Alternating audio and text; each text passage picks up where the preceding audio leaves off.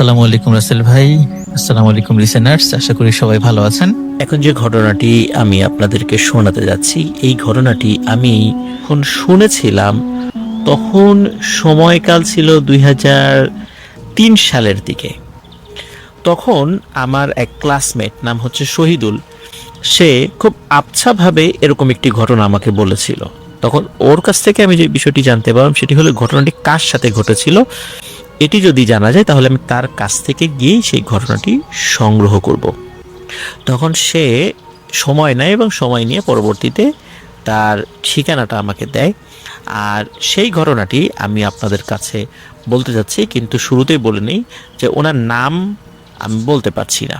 তো উনি মূলত একজন গ্রোসারি শপের মালিক, মানে মুদিখানার দোকানের মালিক উনি। ওনার দোকানটা হচ্ছে রাজবাড়ী জেলার যে মাছ বাজার রয়েছে, এই মাছ বাজারে বেশ কিছু মুদিখানার দোকান রয়েছে, এর মধ্যে ওনার ছোটোখাটো একটা মুদিখানার দোকান। তো মুদিখানার দোকান রাজবাড়িতে যেগুলো রয়েছে বা অন্যান্য জায়গায় যেগুলো রয়েছে, অনেক সময় দেখা যায় যে এই মুদিখানার দোকানগুলোতে বিভিন্ন ধরনের তাবিজ সংক্রান্ত বিষয়, যেই তাবিজের জন্য যেই জিনিসগুলো লাগে, তাবিজ লাগে, সুতা লাগে, কখনো কখনো এগুলো ছাড়াও ভিন্ন ভিন্ন ধরনের জিনিস লাগে, সেগুলো অনেকেই রেখে দেন। তো এমনই এক সময়, যখন এই সময়টা ছিল 1992 সালের দিকে। তো 1992 সালের দিকে বৈশাখ মাস। তো এক সন্ধ্যার দিকে, সন্ধ্যাও না, সন্ধ্যার পরেই আসেন উনি। সাধারণত যেটা হন সেটা হচ্ছে যে যেটা করেন আর কি, সন্ধ্যার পর ওই সময় রাজবাড়ী বাজারে ওই 92-93 সালের দিকে কিন্তু এত লোক সমাগম তো ছিল না। তো সন্ধ্যার পরপরই মোটামুটি দোকানপাটগুলো ওই সাইডেরগুলো বন্ধ হয়ে যেত, মেইন শহরের কিছু দোকান খোলা থাকতো। তো উনি সন্ধ্যার পর দোকান বন্ধ করার জন্য প্রস্তুতি নিতেন, কারণ ওনার যে কর্মচারীরা তারাও গ্রাম থেকে আসতো, তো তাদেরকেও তো বাড়িতে যেতে হবে। আর বৈশাখ মাস সাধারণত বিকেলবেলা ঝড় বৃষ্টি হয়, এই কারণে তার যে কর্মচারীরা ছিল তারাও সন্ধ্যার পরপরই চলে যেতে চাইতো। ওই দিন কোনো কারণে রাজবাড়ী শহরে বিকেলবেলা খুব ঝড় হয়েছিল, যার ফলে ইলেকট্রিসিটিও বন্ধ ছিল ঝড়ের কারণে।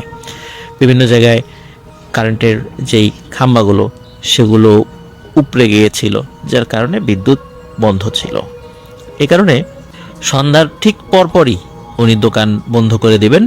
তখন বন্ধ করতে যাবেন তখন একজন লোক আসে, অপরিচিত একজন লোক, উস্কো খুস্কো চেহারা, চুল দাড়ি এলোমেলো। তো উনি এসে বলেন যে, ভাই আপনার দোকানে তো তাবিজ বিক্রির অনেক সরঞ্জাম রাখেন। তখন বল, অনেক সরঞ্জাম রাখি না, কিছু কিছু জিনিস রাখি। তখন বলে যে, ঠিক আছে, কিছু কিছু জিনিস যখন রাখেন, আমার কাছে একটি জিনিস আছে, এটা আপনি রাখতে পারেন, অনেকেরই লাগে এটা। বলে, কি এটা? বলে, এটা হচ্ছে ছাগলের শুকনো চামড়া, এটা আমি সুন্দর করে পরিষ্কার করেছি, শুকিয়েছি। তো এটার উপর অনেকেই তাবিজ লেখে, অনেকেরই লাগে এটা, তা আপনি এটা রাখতে পারেন।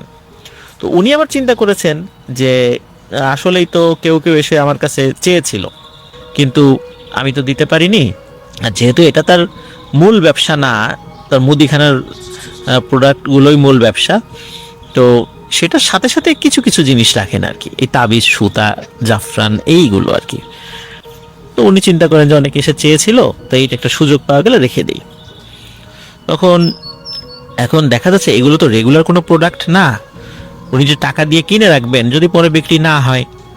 তো উনি বলেন যে, ভাই আপনি রেখে যান, এক সপ্তাহ পরে আসেন বা আরও কিছুদিন পরে আসেন, বিক্রি হলে আমি এটা টাকা আপনাকে দিয়ে দিব, আমার কিছু অংশ লাভ রেখে আপনাকে আমি দিয়ে দিব। তখন উনি বলেন, ঠিক আছে। এখন এই বলে উনি চলে যান। আর দোকানদার ওই আঙ্কেল, উনি চিন্তা করেন যে, ওহো, এটা যে কত টাকায় বিক্রি করব, এই বিষয় তো বলতে ভুলে গেলাম, মানে এটা যে দাম কত, ওনাকে কত টাকা দিতে হবে। তখন ওনার একজন কর্মচারীকে বললেন যে, দেখো তো ওই লোকটা কত দূর গেল, ওনার কাছ থেকে একটু অনুমতিরও ব্যাপার আছে, যে তার এই জিনিসটা আমি কয় টাকায় বিক্রি করব, তাকে কয় টাকা দিব। দোকান যেহেতু বন্ধ করে ফেলছিলেন, এই জন্য ওই বিভিন্ন ব্যস্ততার কারণে ওই সারাদিনের হিসাব মেলানোর একটা প্রেশার ছিল মাথায়, এই কারণে এই বিষয়গুলো আসলে উনি খেয়াল ছিল না। তার একজন কর্মচারী কিছুটা পথ এগিয়ে চারদিকে তাকে খোঁজেন, কিন্তু তাকে আর পাওয়া যায় না, উনি হয়তো বা কোনো দিকে চলে গিয়েছেন। তাই হোক, তখন উনি ওইটা একটা জায়গায় রেখে দোকানপাট বন্ধ করে বের হয়ে যান। ওনার যে কর্মচারী ছিল এদের মধ্যে কেউ কেউ ছিল হচ্ছে ওই ভিন্ন ভিন্ন গ্রামে। আর এই আঙ্কেলের মানে দোকানদার আঙ্কেলের বাড়ি ছিল হচ্ছে রাজবাড়ী জেলার লক্ষ্মীকুল গ্রামে। তো লক্ষ্মীকুল গ্রামটা রাজবাড়ী থেকে মেইন শহর থেকে কয়েক কিলোমিটার ভেতরে। রাজবাড়ী শহরে যারা আছেন তারা অবশ্যই লক্ষ্মীকুল গ্রামটা চিনে থাকবেন। তো লক্ষ্মীকুল গ্রামে ওনার কয়েকজন কর্মচারীর বাড়িও ওই একই গ্রামে ছিল। তো ওনার যে কয়েকজন কর্মচারীর বাড়ি একই গ্রামে, তারা কি করতেন, ওনাকে ওনার বাড়ি পর্যন্ত এগিয়ে দিয়ে তারা বা তাদের বাড়িতে চলে যেতেন। প্রতিদিন এভাবেই চলতো, মোটামুটি কোনো সমস্যা হতো না। এখন সমস্যা যেটি দেখা দেয় সেটি হচ্ছে ওই দিন যখন উনি বাড়িতে ফিরছিলেন, ফেরার পথে হঠাৎ করে বৃষ্টি শুরু হয়ে যায়। কিছুটা ঝড়ো বাতাসও ছিল, যেহেতু বৈশাখ মাস ছিল।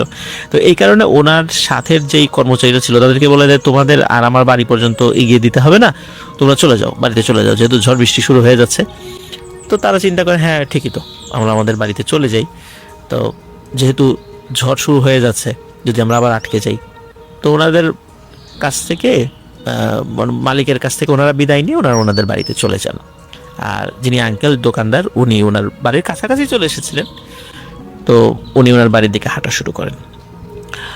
ওনার বাড়ি যেতে কয়েকটি পুকুর পড়ে। তো অনেক সময় দেখা যায় যে বৃষ্টির কারণে পুকুর থেকে মাছ উঠে আসে। আমরা অনেকেই কিন্তু দেখেছি কই মাছ, টাকি মাছ, শোল মাছ, এরকম কিছু মাছ কিন্তু বৃষ্টি হলে পুকুর থেকে উঠে আসে। আর তখন যেহেতু বৃষ্টি শুরু হয়ে গিয়েছিল, বেশ জোরেই শুরু হয়ে গিয়েছিল, উনি ছাতি ফুটিয়েছেন। তখন উনি খেয়াল করছেন ওনার হাতে কিন্তু আবার 5 ব্যাটারি টর্চ লাইট ছিল। ওই সময় ড্রাই সেল ব্যাটারি, যেগুলো মানে সেগুলো রিচার্জেবল ব্যাটারি ছিল না এখনকার মতো, ওটা ওয়ান টাইম ইউজ করা যেত। অনেকেই হয়তো সেটা দেখেছেন। এখনও আমরা যেই ঘড়িতে যে ব্যাটারিগুলো ইউজ করি আর কি, বা রিমোটে যে ব্যাটারিগুলো ইউজ করি, ওয়ান টাইম ব্যাটারি যেগুলো 15-20 টাকার দাম, সেগুলোই মোটা ছিল আর কি, সেগুলো টর্চ লাইটে ব্যবহার করা যেত। তো এরকম 5 ব্যাটারি টর্চ লাইট ছিল, খুব পাওয়ারফুল ওই সময়। 5 ব্যাটারি 7 ব্যাটারি পর্যন্ত ছিল টর্চ লাইট। ওনার 5 ব্যাটারি একটি টর্চ লাইট ছিল। তো উনি দেখছেন যে বেশ কিছু মাছ উঠে আসছে, কই মাছ, টাকি মাছ। তো একটা পুকুর আবার ওনার বাড়ির কাছে ছিল, মানে ওটা ওনারই মালিকানার পুকুর। তো উনি চিন্তা করলেন যে আরে আমার পুকুর থেকে মাছ উঠে আসছে, তো একটা কাজ করি, মাছগুলো কি করি, মানে নিয়ে নিই। ওনার হাতে একটা ব্যাগ ছিল। ওই দিন ওনার বাজার করার কথা ছিল সন্ধ্যার পরে কিছু, কিন্তু যেহেতু ঝড়ো বাতাস ছিল আর বাজারগুলো অতটা জরুরি ছিল না, তো যার কারণে উনি আর বাজার করেননি, ব্যাগটি খালি ছিল। তো চিন্তা করেন যে আমার হাতে তো ব্যাগ আছেই, তাহলে আমি এই মাছগুলো আমার ব্যাগের মধ্যে ঢুকিয়ে ফেলি যতটুকু পারা যায়।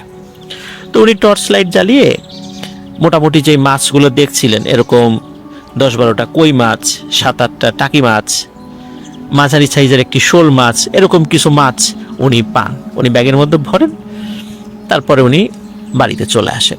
তো বাড়িতে চলে আসার পর উনি ওনার স্ত্রীকে বলেন যে এই মাছগুলো নিয়ে এসেছি, তুমি এগুলো কুটে ফেলো।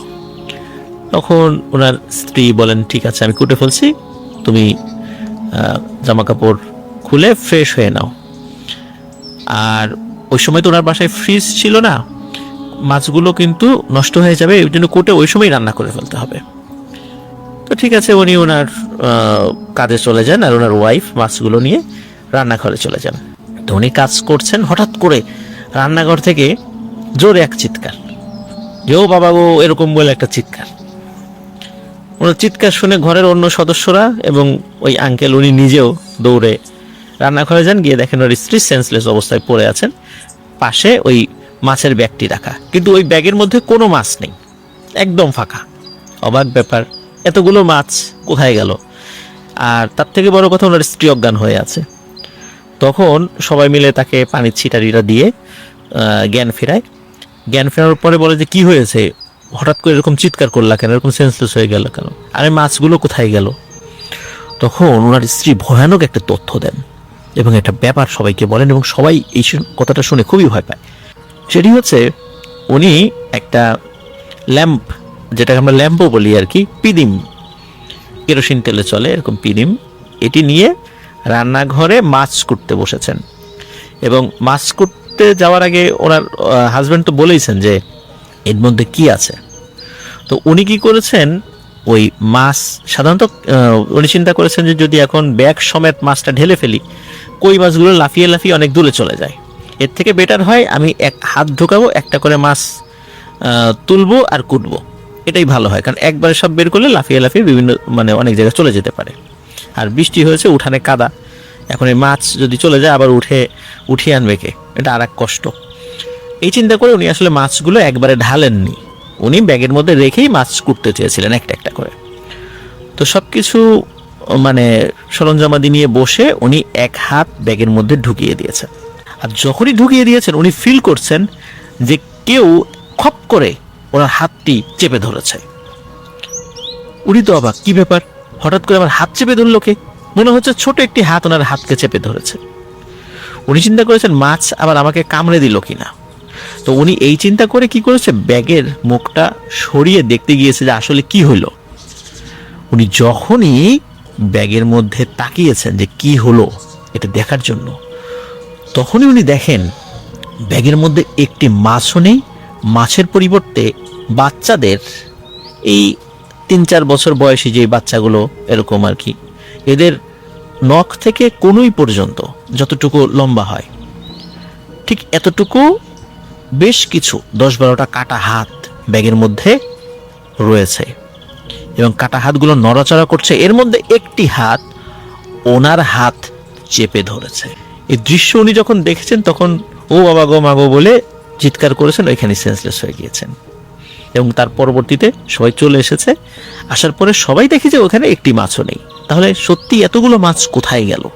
সত্যি সত্যি এর মধ্যে যদি মাছই থাকতো তাহলে মাছ কোথায় গেল? তখন পরিবারের সদস্যরা সবাই ওই আঙ্কেলকে বলতেছে যে আরে তুমি তো মাছই আনো নাই, মাছ কোত্থেকে আনছো? তুমি বলছো যে মাছ আনছো, তুমি তো ওই কাটা হাত নিয়ে আসছো।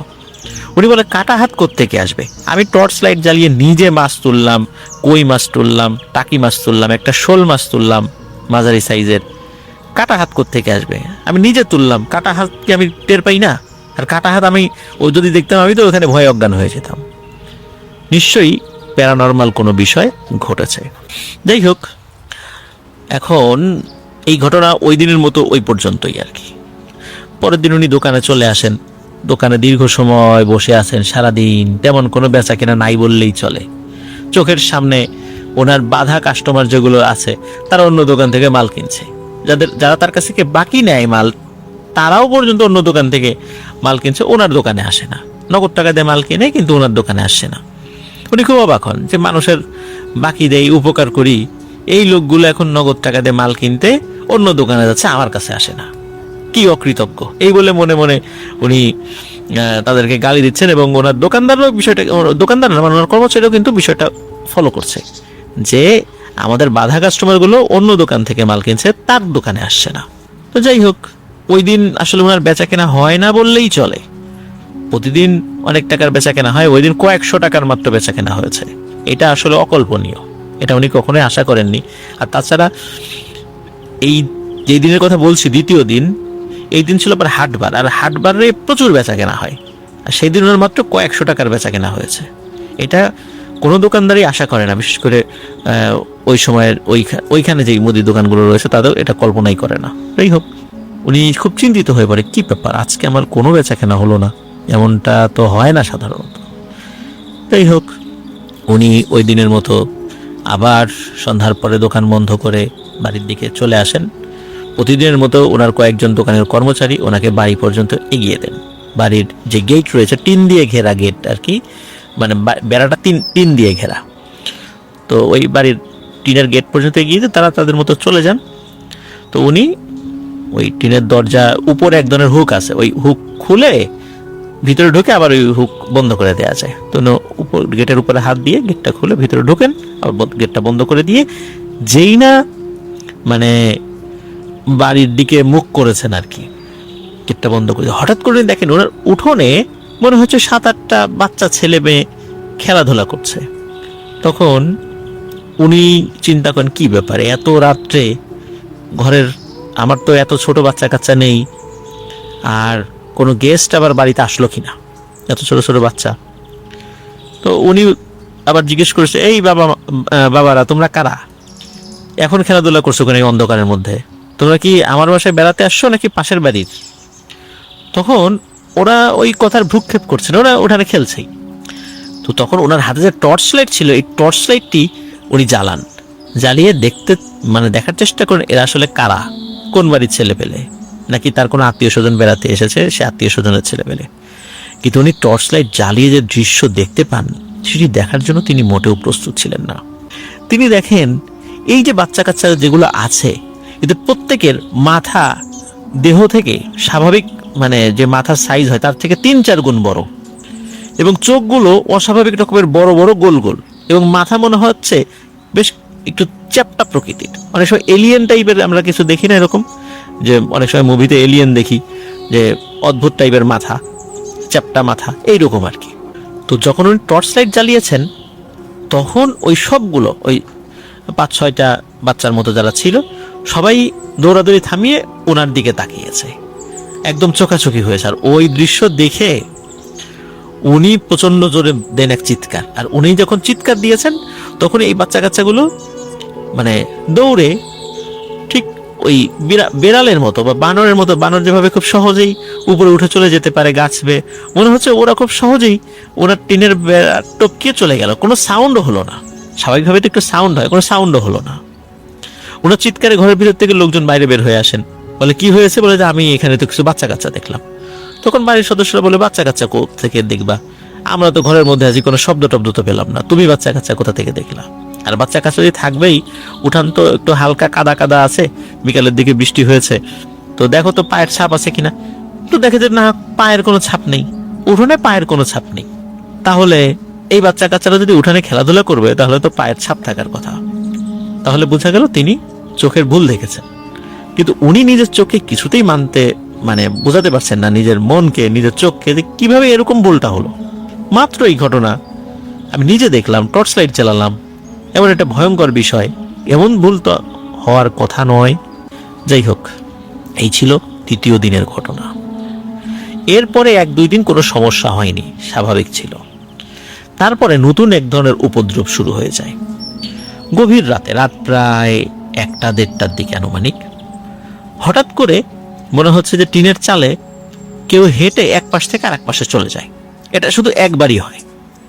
তো প্রথম দিকে মনে করেছে যে এটা হয়তোবা কোনো প্রাণী, বিড়াল হবে, অথবা গ্রাম অঞ্চলে আমরা এই টাইপের প্রাণীকে আমরা বলি খাটাস বা নেইল, এই শব্দগুলো বলি। আর শুদ্ধ বাংলা এটাকে বলে গন্ধ গোকুল। এটা অনেকটা বেজির মতো, কিন্তু আকৃতিতে বেজির থেকে আরো বেশ বড়। তো এরা অনেক সময় রাতের বেলা ওই হাঁস, মুরগি, কবুতর এগুলো খাওয়ার জন্য চলে আসে, নিশাচর প্রাণী এগুলো। কিন্তু এই খাটাস বা গন্ধগোকুলও যদি এটি হয়, এর শরীরের ওজন তো এত হওয়ার কথা না যতটা শব্দ হচ্ছে টিনের চালের উপরে। তো এতটা ওজন তো হওয়ার কথা না ওদের। আর 4 পায়ে হাঁটলে কিন্তু টের পাওয়া যায়, মনে হচ্ছে 2 পায়ে হেঁটে যাচ্ছে। তো এটি তাদের কাছে খুবই অবাক লাগে, কি ব্যাপার, এরকমটা হচ্ছে কেন। তো যাই হোক, তার একদিন তাকে থাকে যে এক রাত্রে, ওই শব্দটা হওয়ার একটা টাইমও তাদের মুখস্থ হয়ে গিয়েছিল, প্রায় যে রাত 1টা থেকে 1:30টার মধ্যে এরকম একটা সময় প্রতিদিনের একটা হয়ে থাকে। তো ওরা ওই দিন বাড়ির কয়েকজন সদস্য খুব অ্যালার্ট, যে আজকে দেখবো যে এটা কি জিনিসটা। টর্চ লাইট নিয়ে রেডি। হঠাৎ করে রাত 1:15টার দিকে যখনই এই শব্দ হওয়া শুরু হয়েছে, তো ওই আঙ্কেলের ছেলে দৌড়ে ঘরের বাইরে বের হয়ে যান এবং টর্চ লাইট মারেন। টর্চ লাইট মেরে একটা ভয়ানক জিনিস দেখতে পান। এটি আসলে কোনো প্রাণী না, এটা একটা ছোট বাচ্চা ছেলে, অদ্ভুত চেহারা, মাথার গড়নটা বড়। তো এই বাচ্চা ছেলেটি টিনের চালের এক পাশ থেকে আর এক পাশে দৌড়ে চলে গেল, দৌড়ে একটি গাছে লাফ দিল, গাছটা তরতর করে বেয়ে মাথায় উঠে গেল। তারপর আর কিচ্ছু নেই। টর্চ লাইট মারলো, মাথায় তো তাহলে থাকার কথা যদি একটি বাচ্চা ছেলেও হয়, না মাথায় কিছুই নেই, ওই গাছের মাথায় একদম শূন্য, কিচ্ছু নেই, খালি ডালপালা দেখা যাচ্ছে, কিন্তু কোনো মানুষ বা অন্য কিছু সেখানে নেই। তখন সে বলে বাড়ির সদস্যদেরকে যে সে এই জিনিস দেখেছে। তখন বাড়ির সদস্যরা চিন্তায় পড়ে যায়, কি ব্যাপার, এমনটা কেন হচ্ছে, এমনটা তো হওয়ার কথা না। হঠাৎ করে আমরা কি এমন করলাম যে আমাদের বাসায় এই ধরনের উপদ্রব শুরু হয়ে গেল।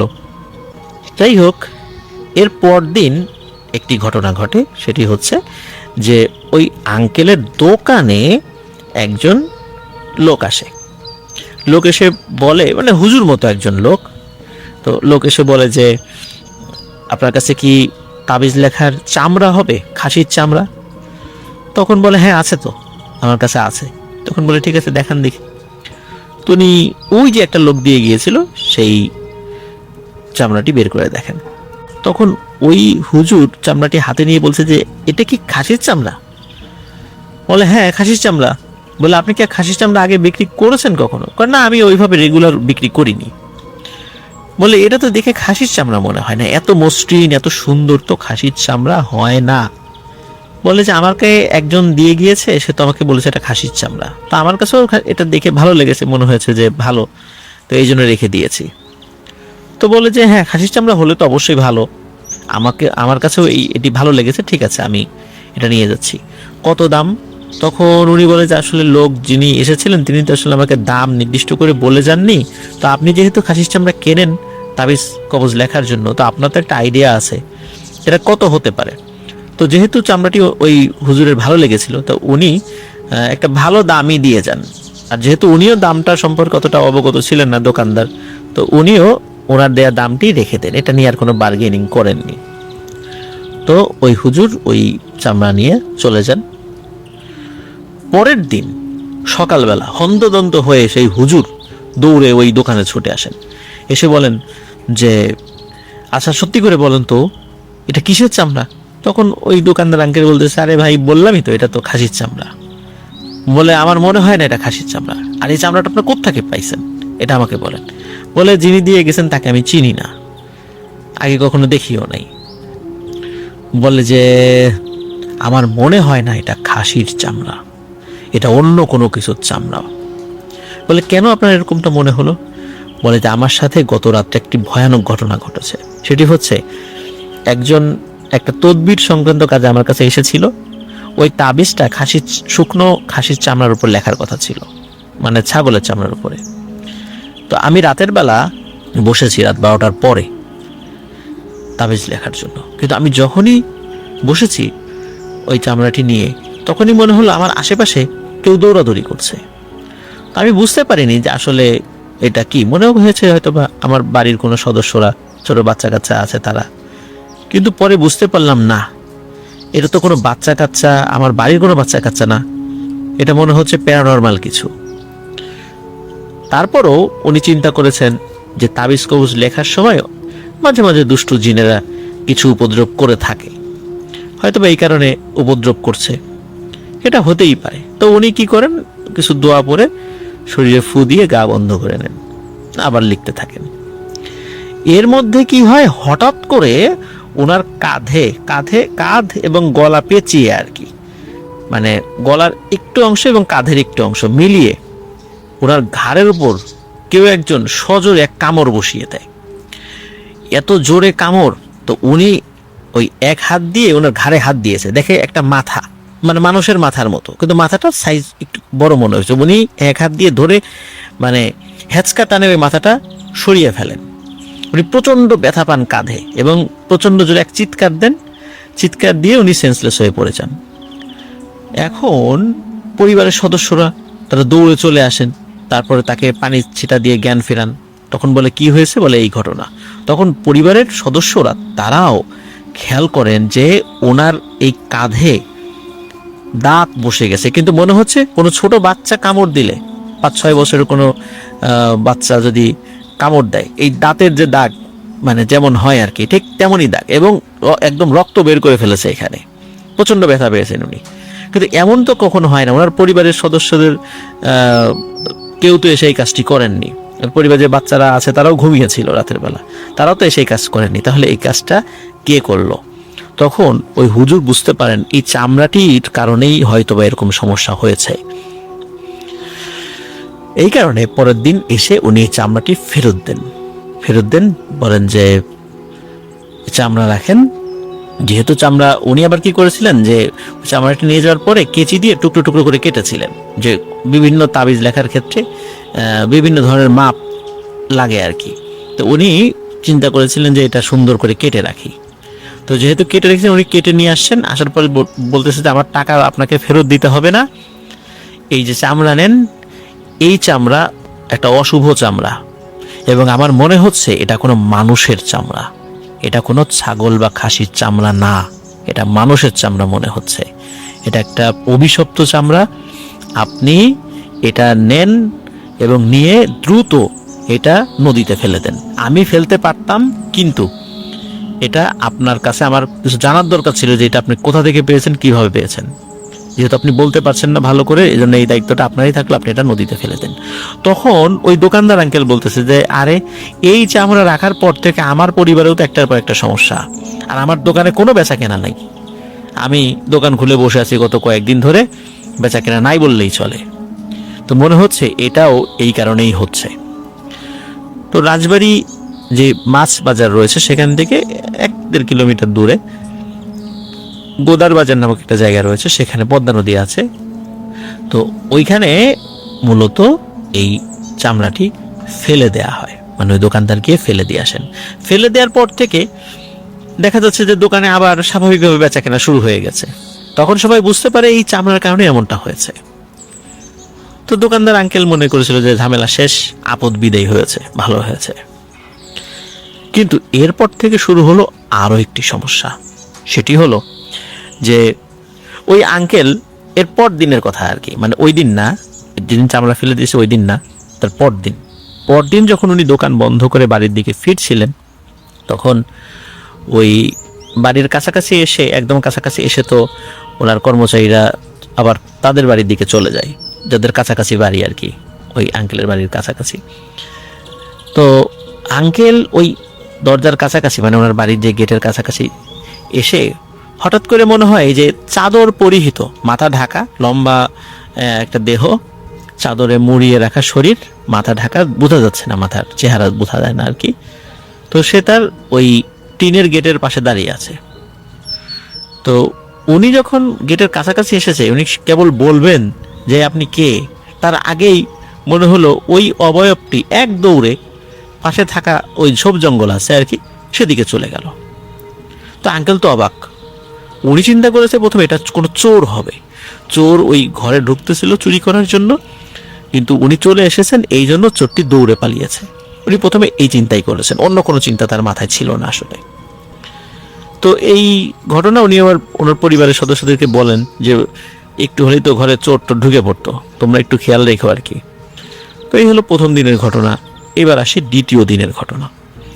দ্বিতীয় দিনও উনি যখন বাড়িতে এসেছেন, এবার গেটের কাছে না, এবার উনি ওই গেটটা বাহির থেকে খুলে ভিতরে ঢুকেছেন। উনি দেখেন ওনার বাড়ির যেই মানে বারান্দা রয়েছে, এই বারান্দার উপরে চাদর পরা একজন লোক বসে আছে। তো উনি যখনই তাকে দেখেছেন, এই লোকটি আবার কি করলো, এক দৌড়ে নিঃশব্দে ওনার টিনের যে বেড়া টপকে চলে গেল ওই যেই সাইডে বাড়ি, যেই সাইডে ওই ঝোপ জঙ্গল রয়েছে সেই দিকে। তো এত বড় একটা মানুষ দৌড়ে চলে গেল, দৌড়ে চলে গেলে টিনের বেড়া তো অতটা শক্ত না, টিনের বেড়ায় তো শব্দ হওয়ার কথা, কোনো শব্দ না, মনে হচ্ছে একটা পিঁপড়া একটা বেড়া বেয়ে গেলে কোনো নড়াচড়া হয় না, ঠিক তেমনটাই। এবার তিনি কিছুটা ভয় পেলেন। উনি চিন্তা করলেন যে এটা তো চোর হবে না, চোর তো হলে এরকম এমনটা হওয়ার কথা না। তো উনি এবারও পরিবারের সদস্যদেরকে বলেন যে বাসায় কিন্তু চোর ঢুকতেছে প্রতিদিন, তোমরা খেয়াল রেখো। থার্ড টাইম, মানে পরের দিন ঘটে আরেকটি ভয়ানক ঘটনা। পরের দিন উনি যখন বাড়িতে ঢুকবেন রাতের বেলা, তখন দেখে ওনার গেটের সামনে সেই অবয়বটি দাঁড়িয়ে আছে, কিন্তু এবার আর তাকে দেখে সে পালায় না, সে দাঁড়িয়ে থাকে। আর ওই আঙ্কেলও চিন্তা করে কি ব্যাপার, এই চোরটা আজকে পালায় না কেন। তখন উনি দূর থেকেই বলে ওঠে, এই থাম, দৌড়াবি না, কে তুই বল। তখন ওই অবয়বটি বলে ওঠে, আজকে দৌড়াবো না, আজকে আমার চেহারা তোকে দেখাবো। এই বলে তার মাথার উপর থেকে কাপড়টা সরিয়ে দেয়, মানে চাদরটা সরিয়ে দেয়। দেখে এটা সেই লোক যেই লোকটা ওই চামড়া দিয়ে গিয়েছিল তাকে। তখন বলে, আমার চামড়া ফেরত দে। বলে কিসের চামড়া?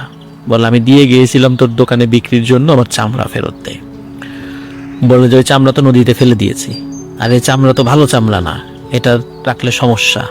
বলে সেটা তো আমার জানার বিষয় না, তোকে আমি চামড়া দিয়েছি, চামড়া ফেরত দে, না হলে তোর কিন্তু অনেক বড় ক্ষতি করে ফেলবো আমি।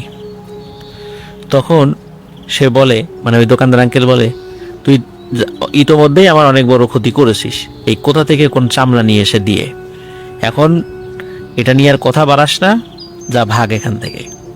এই বলে তার সাথে আর কথা বাড়ায় না, সে এমনি স্বাভাবিক মানুষের মতোই ছিল। এবং সে বলে যে তুই এর আগে একদিন আসছিস, দৌড়ে পালাইছিস, আবার পরের দিন আমার বাড়ির বারান্দায় বসেছিলি কেন?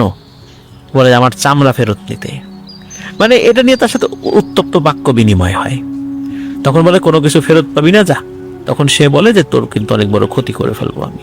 তখন বলে ঠিক আছে, তুই যা পারিস করিস। এরপরে উনি ওনার বাসায় ঢুকে যান।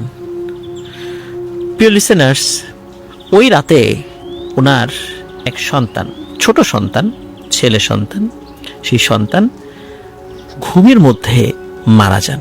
একদম সুস্থ মানুষ ঘুমের মধ্যে মারা যান। গলায় কোনো দাগ টাগ কিচ্ছু না, মানে কেউ যে গলা চেপে মেরে ফেলেছে, অদৃশ্যভাবে গলায় ছাপ দেখা গিয়েছে, বড় বড় আঙ্গুলের ছাপ, এমনটা না, একদম স্বাভাবিক। কেন মারা গেল, কি হলো? ডাক্তারের কাছে নিয়ে গিয়েছিল পরদিন সকালবেলা যে কি হলো, বাঁচার কোনো আশা আছে কিনা। তখন ডাক্তার বলল যে ঘুমের মধ্যে এসে মারা গিয়েছে। কি কারণে মারা গিয়েছে ডাক্তারও বুঝতে পারছে না। তো প্রিয় লিসেনার্স, ওনার এক সন্তান মারা যায়। এরপরে ওনার পরিবারে আর কোনো সমস্যা হয়নি, কেউ ওই অবয়বটাকে দেখেও নি। তবে উনি নাকি মাঝে মাঝেই স্বপ্নের মধ্যে ওই চাদর পরা লোকটিকে দেখেন, কিছু বলার চেষ্টা করে, ধমক দেওয়ার চেষ্টা করে, কিন্তু সেটা মাঝে মাঝে উনি দেখেন। তো এখনও এই কারণে বলছি, কারণ যখন আমি ঘটনাটি সংগ্রহ করেছি তখনকার পর্যন্ত ওই তথ্যটি ছিল। আর আমি যতটুকু তথ্য নিয়েছি, ওই আঙ্কেল মারা গিয়েছেন অসুস্থতাজনিত কারণে। তো এই হচ্ছে প্রিয় লিসেনার্স ঘটনা।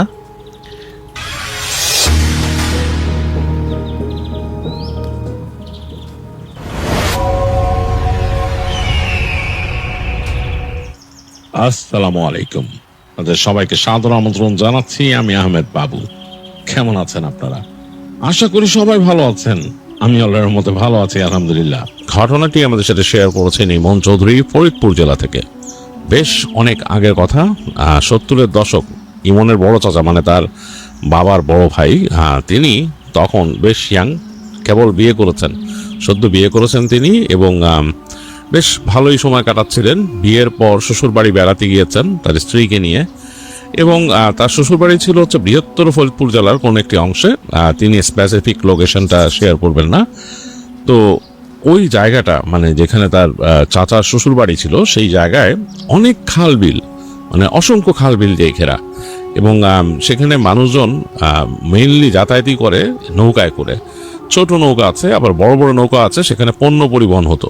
এখনকার মতো বাসে ট্রাকে এতটা হতো না, তখন নৌকায় অনেক পণ্য পরিবহন হতো। এবং অনেক বাদামের ক্ষেত ছিল, সে রেখেছে কোনো বাদামের ক্ষেত ছিল অনেক। তো যাই হোক, এরকম খালবিল ঘেরা একটা জায়গায় তার চাচার শ্বশুর বাড়ি। তো সেখানে তার কাকা গেলেন বেড়াতে, এবং ভালোই সময় কাটালেন। নতুন শ্বশুর বাড়ি, সেখানে ঘোরাফেরা করে তাকে খুব আদর যত্ন করা হলো। এবং সেখানে তিনি 2-3 দিন বেড়ানোর পরে তার দাওয়াত পড়লো তার স্ত্রীর মামার বাড়িতে, এবং সেখানে যেতে হবে। যাওয়ার জন্য হচ্ছে নৌকায় তাদের ব্যবস্থা। তো তিনি ইমনের চাচা আবার এটাতে খুব একটা অভ্যস্ত ছিলেন না, নৌকায় যাতায়াত করে বেশ লম্বা সময়। তার কাছে এটা একটু অন্যরকম লাগছিল, অ্যাডভেঞ্চারাস। তো তারা বললো যে হ্যাঁ, তারা রওনা দেবে, দুপুরের পরে রওনা দেবে, দুপুরে খাওয়া দাওয়ার পরে রওনা দেবে, এবং বেশিক্ষণ লাগবে না।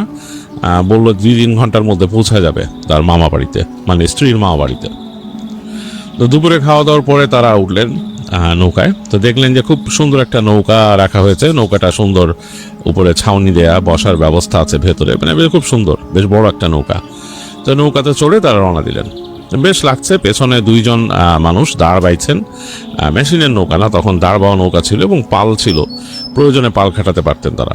তো যাই হোক, খালের মধ্যে তারা পাল খাটান না, যাই হোক দাঁড় বেয়ে চলছেন 2 জন।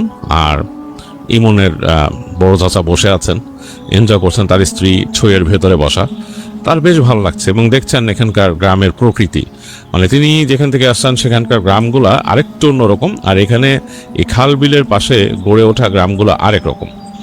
এবং বিভিন্ন বড় বড় ফসলের মাঠের পাশ দিয়ে যাচ্ছেন এবং বিশাল ফসলের মাঠ, এবং অনেক জায়গায় যেটা বললো যে বাদামের চাষ হয়, সেখানে বাদামের চাষ হয়েছে, মানে বেশ অন্যরকম।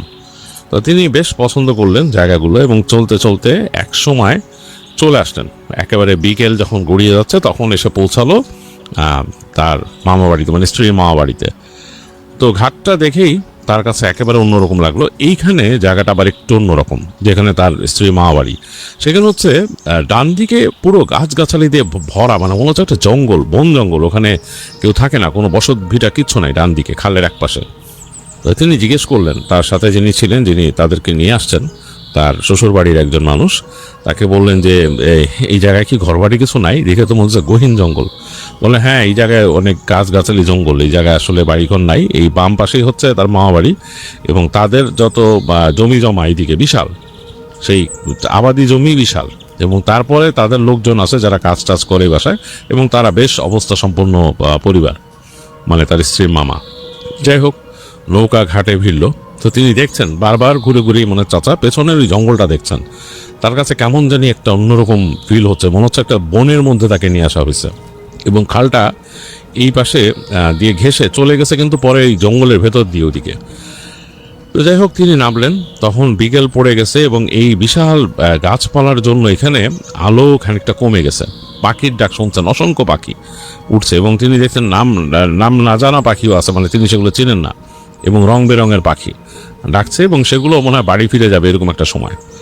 তো নামলেন নৌকা থেকে, নামার জন্য তাদের, মানে নৌকাটা বেশ বড়, কিন্তু নামার জন্য কাঠের দেওয়া, তক্তা দেওয়া, সেটা দিয়ে নামলেন তিনি, তার স্ত্রীকেও ধরে নামালেন, এবং দেখলেন যে মানুষজন এসে পড়ছে, তার মামা বাড়ির মানুষজন এসে তাদেরকে রিসিভ করলো। এই মনে হয় চাচা বেশ লজ্জা পাচ্ছেন, কারণ তিনি নতুন জামাই এখানে, ওই সব মানুষ তো তার পরিচিত না, অনেকে আসছেন, এবং দেখা যাচ্ছে যে মহিলারা অনেকে নিজেদের মধ্যে কথা বলছেন তাদের দেখে। তো তিনি নেমেছেন, নৌকা থেকে এসে দাঁড়াইছেন, এবং তার চোখ পড়লো হাতের ডান দিকে, ঠিক যেখানে তাদের ঘাটটা, তার ডান দিকেই সোজা চলে গেছে খালের কোল ঘেঁষে একটা জায়গা, এবং সোজা চলে গিয়ে ডান দিকে বিশাল একটা লম্বা ঘর, এবং এই ঘরটা এই পড়ন্ত বিকেলে কিন্তু কোনো আলো টালো জ্বলছে না, অন্ধকার হয়ে আছে, বাট বিশাল একটা ঘর, এবং এই ঘরের পাশ দিয়েই কিছু গাছগাছালি চলে গেছে, মনে হচ্ছে খালের এই পাশটাও মানে একটা জঙ্গলের মতো তৈরিছে, বনের মতো তৈরিছে, বেশ অন্যরকম, কেমন জানে গা ছমছম করা ঘরটা, লম্বা একটা ঘর এক সারি। সেটা দেখলেন, তারপর তাকিয়ে দেখলেন সামনের দিকে অনেক ফাঁকা জায়গা এবং বিশাল উঠোন, এবং উঠোনের পরে দূরে দেখা যাচ্ছে, মানে বেশ খানিকটা এখান থেকে হেঁটে যেতে হবে, একটা দোতলা বাড়ি, বেশ বড় দোতলা বাড়ি, কাঠ দিয়ে বানানো, খুব সুন্দর। তো তিনি হেঁটে হেঁটে সামনে যাচ্ছেন এবং তাকাচ্ছেন এদিক ওদিক। বাঁ দিকে তাকিয়ে দেখলেন যে এই খালের এই পাশ থেকে আরেকটা এরকম সরু রাস্তার মতো চলে গেছে, এবং এখান থেকে তিনি দেখতে পাচ্ছেন, তিনি ভালোই চিনতেন বেল গাছ, অনেকগুলো বেল গাছ এখানে। তো তিনি চিন্তা করছেন এত বেল গাছ কেন, মানে একের বেল গাছ অনেকগুলো, এখানে মনে হচ্ছে বেল গাছের একটা বাগানের মতো, এবং ওই গাছের ছায়ায় এই পড়ন্ত বিকেল ওই জায়গাটা পুরোই অন্ধকার। তো তিনি কিছুক্ষণ তাকায় জানি কেমন লাগলো তার কাছে ওই দিকটা, এবং যতদূর গেছে আরও কিছু গাছপালা আছে, ওই জায়গাটা দেখা যাচ্ছে না। তো তিনি আস্তে আস্তে হেঁটে সামনে গেলেন, তাদের সাথে মানুষজন আসলেন, তাকে বাসার পুরুষরা নিয়ে গেল জামাই বলে, ভেতরে যাচ্ছেন তার স্ত্রীকে এবং তাকে নিয়ে সেই যে বড় দোতলা বাড়িটা ওখানে নিয়ে গেলেন, বাড়িতে উঠালেন। তার কাছে বেশ ভালোই লাগলো, মানে এই মনে হয় চাচা এত সুন্দর এরকম দোতলা বাড়ি এরকম জায়গায় দেখেননি, বাড়ির টোটাল পরিবেশটাই একটা কেমন শান্ত স্নিগ্ধ একটা পরিবেশ। তো সেই বাড়িতে উঠে তাদেরকে দোতলায় নিয়ে গেল, একটা রুম দেওয়া হলো সেখানে, খুব সুন্দর একটা ঘর, এবং ঘরটা পরিপাটি করে সাজানো। সেখানে তারা উঠলেন, তার স্ত্রী তার জিনিসপত্র গোছায় রাখলেন, এবং তাকে নিচে নিয়ে এসে হাত মুখ ধোয়ার ব্যবস্থা করা হলো। যাই হোক, তাদের বেশ আতিথেয়তা করা হলো। এরকম করতে করতে সন্ধ্যা হয়ে গেছে। বাসার মধ্যে দেখা গেল যে ওখানে তো বিদ্যুৎ নাই, এবং সে সময় একদমই বিদ্যুৎ নাই, সেখানে লণ্ঠন জ্বলতেছে, হারিকেন জ্বলতেছে, বিভিন্ন মানুষজন আসতেছে, পিঠা পায়েস রান্না হচ্ছে, শব্দ পাচ্ছেন, মানুষের কোলাহল, মানে বাড়ির মধ্যে একটা ফেস্টিভ এনভায়রনমেন্ট। তো ইমনের চাচা একটু লজ্জা পেলেও তার কাছে বেশ ভালোই লাগতেছে, এবং তিনি এখানে মানুষ পেলেন, তার মানে স্ত্রীর কাজিন যারা, তাদের সাথে কয়েকজনকে পেলেন, তাদের সাথে গল্প গুজব করলেন, তারা বিভিন্ন তাকে প্রশ্ন করছে। যাই হোক, এরকম করে তাদের সময় হয়ে গেল রাতের খাবারের। আর গ্রামে তো একটু মানুষ আর্লি খায়, তো দেখা গেল যে বিশাল আয়োজন খাবার দাবারের। তার জন্য বিশাল মাছের মাথা রাখা হয়েছে, মাছের বড় বড় পেটি, এবং এগুলো মানে তাকে খেতে হবে এরকম মানে তাকে দেওয়া হয়েছে। তো তিনি তো আর ওরকম খেতে পাচ্ছেন না, তো তিনি শুনলেন যে এই মাছ তার জন্যই ধরা হয়েছে এবং এই খালবিল থেকে ধরা হয়েছে, এবং আজ নাকি রাতের বেলা মাছ ধরার আয়োজন চলবে বেশ, তিনি চাইলে দেখতে পারেন। তো তিনি বেশ ইন্টারেস্ট ফিল করলেন, খাওয়া দাওয়া করলেন, করে উঠলেন, উঠে তার ঘরে গেলেন, স্ত্রীর সাথে কিছুক্ষণ গল্প গুজব করলেন এবং স্ত্রীকে বললেন যে আমার কাছে খুব ভালো লাগছে সেখানকার পরিবেশ। তো তার স্ত্রী বলল যে হ্যাঁ, আমার মা বাড়ি অনেক সুন্দর। তো তিনি বললেন যে আমি কিন্তু মাছ ধরা দেখতে যাব রাতের বেলা। স্ত্রী বললেন যে আপনি না গেলে হয় না? বলে যে কেন, গেলে কি সমস্যা কি? বলে না, এই জায়গা তো ভালো না খুব একটা। তার স্ত্রী বলছে মানে, বলে এইখানে ভূত প্রেত পিশাচ আছে অনেক এরকম। তো তিনি বললেন যে আরে এগুলা কি বলো তুমি, এটা কোনো ব্যাপার? এগুলা নিয়ে আমি চিন্তা করি নাকি, ভূত প্রেত পিশাচ কি বলো এইসব?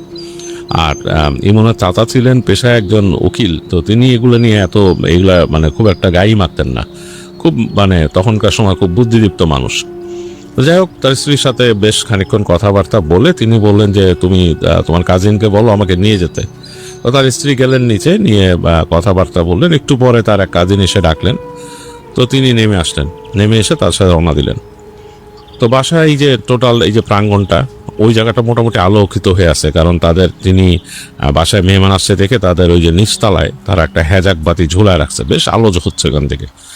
তো হেঁটে যখন সামনে আসলেন, উঠান পার হচ্ছেন, তখনই অন্ধকার পাচ্ছেন এবং বেশ স্ট্রং ঝিঝি পোকা এগুলোর শব্দ বেশ স্ট্রংভাবে আসতেছে। তো তিনি তার সেই কাজিনকে বললেন, বা শ্যালক যাই হোক, তাকে বললেন যে তোমাদের এখানে নাকি ভূত প্রেতের উৎপাত খুব বেশি। তাই বলে তিনি একটু হাসি হাসি ভাবে বললেন কথাটা। তো তার শ্যালক দেখা গেল যে ব্যাপারটা হাসি মুখে নিলেন না, সে খুব গম্ভীর হয়ে গেলেন, বললেন যে আপনারা কে বলছে? তো তিনি বললেন যে আরে তোমার বউ বললো, আমার কাছ থেকে এগুলো খুব হাস্যকর মনে হয়।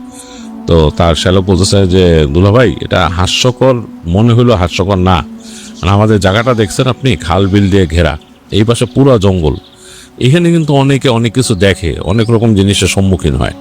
হ্যাঁ, এই যে দেখছেন আপনার এই যে ডান দিকে দেখেন, তো তিনি তাকাইলেন ডান দিকে, দেখলো যে ওই জায়গায় কয়েকটা ঘর আছে। বলে এই ঘরগুলোতে কিন্তু থাকে না মানুষ, হ্যাঁ, এইটা আমাদের কাচারি ঘর একটা, আসলে থাকে আর কি, মেহমান টেমান আসলে থাকে। এই কাচারি ঘরের ওই পাশের যে অংশটা, ওইটা কিন্তু পুরো জঙ্গল টাইপের, হ্যাঁ, গাছপালা দিয়ে ভরা, এবং ওই জায়গায় অনেক কিছু আছে উল্টাপাল্টা জিনিস। তো ওই জায়গা কিন্তু আমরা ওই যে বন্ধ করা রাখছে, হ্যাঁ, আমার চাচা উনি বন্ধ করাই দিছে জায়গাটা। আর এই সোজা যান, একদম দেখেন ওই যে গাছপালা সোজা, ওখানেও বন্ধ করা, আপনি গেলে কাছে গেলে দেখবেন যে গাছের মধ্যে সুতলি বাঁধা মোটা করে। তো তখন ইমনের চাচা মানে মনে মনে একটু হাসলেন, ভাবলেন যে এই মানুষগুলা মানে খুব বেশি কুসংস্কারাচ্ছন্ন, তারা খুব বেশি রকম এরকম জিনিসে বিশ্বাস করে, হয়তো এই খাল বিল জঙ্গলের কারণেই। তিনি আর কিছু বললেন না, তিনি বললেন ও আচ্ছা আচ্ছা আচ্ছা। তো তারপর তার শ্যালক বলতেছে যে আসলে দুলাভাই, এখানে অনেক মানুষ আছে মৎস্যজীবী, তারা এই মাছ ধরেই জীবনযাপন করে, এই নৌকা নিয়ে চলে যায় খালের এই পাশ থেকে ওই পাশে, অনেক দূর দূর দূরান্ত পর্যন্ত চলে যায়। খাল কিন্তু লম্বা অনেক, নদীতে যে মিশছে, তো মানুষজন মাছ ধরে। এই দেখছেন এই জঙ্গলের দিকে দেখেছে খাল, ওইখানেও মানুষ মাছ ধরে, এবং অনেকেই দেখা গেছে মাছ এদিকে না পেলে জঙ্গলের দিকে চলে যায়। তো ওরাও অনেক কিছু দেখে এখানে, মাছ ধরা মানে বুঝতেছেন তো রাতের বেলা কি অবস্থা। তো ইমনের চাচা বলতেছে হ্যাঁ হ্যাঁ, এরকম তো অনেক ঘটনাই শুনছি, মাছ ধরা নিয়ে ভূতের ঘটনা। বলে যে হ্যাঁ হ্যাঁ, এরকম আছে, আমাদের এখানেও কিন্তু আছে, এই ভিটা আপনি যেখানে আছেন এই ভিটার আশেপাশেই আছে। তো চলেন আমরা আগে মাছ ধরা দেখি, দেখলে দেখবেন কি অবস্থা, এখানে ব্যাপার আছে, আপনাকে বলবো না। তো এই কথা বলতে বলতে তার শ্যালক আর তিনি হাঁটতে হাঁটতে চলে গেলেন একেবারে খালের পাড়ে। খালের পাড়ে যে দেখতেছেন যে হ্যাঁ, এইখানেই তো নাম ছিল আগে, নৌকা সেনকে তাদেরকে এখানে নামাই দিছিল। তো দাঁড়াই দেখতেছেন যে ওইখানে তো এখন আর নৌকা নাই, তবে ওই সাইডে আরো 2টা নৌকা বাঁধা, সেগুলো বেশ বড় না, ছোট নৌকা। তো তার শ্যালক বলতেছে যে দুলাভাই, এই নৌকা নিয়ে আমরা যাবো। ওনাকে নৌকায় যেতে হবে? বলে হ্যাঁ। তো তিনি বললেন আচ্ছা ঠিক আছে। তো তার শ্যালক হেঁটে গিয়ে নৌকায় উঠলেন এবং নৌকাটাকে একটু সরায় আনলেন, তিনিও নামলেন নৌকার উপরে, তারপর দুজনে বসলেন। তো আকাশে চাঁদ আছে, চাঁদের আলো পড়ছে খালের মধ্যে, এবং ওই পাশের জঙ্গলগুলা বেশ অন্যরকম লাগতেছে চাঁদের আলোতে, মানে চাঁদের আলো পড়ে জঙ্গলের ভেতরে ওই জায়গাটা অন্ধকার, আর নিচের পানিতে আলো পড়ছে, পানিগুলা কাঁপতেছে চাঁদের আলোতে, আর সেই জঙ্গলের একটা ছায়া সেখানে। এর মাঝে তিনি দেখতেছেন অনেক জোনাকি পোকা জঙ্গলের মধ্যে খেলা করতেছে। তো তিনি বলছে আমরা কোথায় যাব মাছ ধরা দেখতে? বলে আমরা ওই খালের ওদিকেই যাব, জঙ্গলের ওদিকেই যাব। তো তিনি বলেন যে আর ওখানে ভূত আছে, ওই জিজ্ঞেস করতেছেন আর কি ইমলার চাচা। তো তো বলে কি আরে ভূত প্রেত আছে কিন্তু আমি সাথে থাকতে চিন্তা নেই, চলেন বুবু আমাকে দিয়েছেন আপনার সাথে। বলে সে একটা হারিকেন জ্বালাইলো, হারিকেনে হালকা আলো হয়েছে। তো তখন নিমনা চাচা বলছে হারিকেন কি লাগতো, হারিকেন ছাড়াও তো আমরা যেতে পারি, চাঁদের আলো আছে। বলে না না, তারপর হারিকেন জ্বালতে হবে, চলেন। তো এই বলে নৌকাটাকে ঘুরায় ফেললো তার শ্যালক এবং বাইতে থাকলো, লগি দিয়ে ঠেলে নিয়ে সামনে, তারপর বাইতে থাকলো। তো নৌকা এগায় চলতেছে, হালকা ওই ফেলার দাঁড় ফেলার শব্দ হচ্ছে চপ চপ করে এবং চলতেছে। আর ইমনের চাচা দেখতেছেন চারপাশ, তার কাছে কেমন জানি অন্যরকম একটা সৌন্দর্য লাগতেছে। মানে নৌকার মধ্যে যে হারিকেনটা জ্বলতেছে সেটার একটা আলো নৌকার মাঝখানটাকে আলোকিত করে রাখছে।